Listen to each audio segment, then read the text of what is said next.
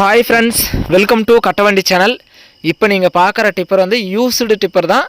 Square chase 16 குறுக்கு angle இருக்குதுன்னு சொல்லியிருக்காங்க. கட்டு டைப்பு சிங்கிள் வீல் டிப்பர் தான். லோடுக்கு தாங்கக்கூடிய அளவுக்கு டயர் இருக்குது. Double door.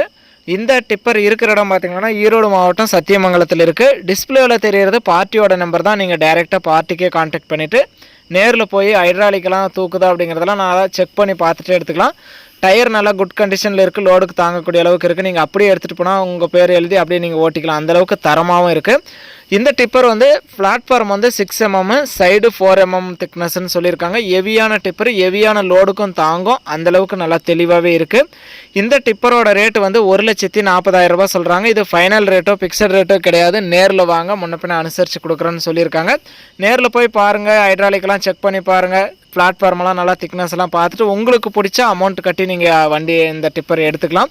டிப்பர் இருக்கிற இடம் ஈரோடு மாவட்டம் சத்தியமங்கலத்தில் இருக்குது. டிஸ்பிளேவில் தெரியிற நம்பருக்கு கால் பண்ணிவிட்டு நேரில் போய் நீங்கள் பார்த்துட்டே எடுத்துக்கலாம்.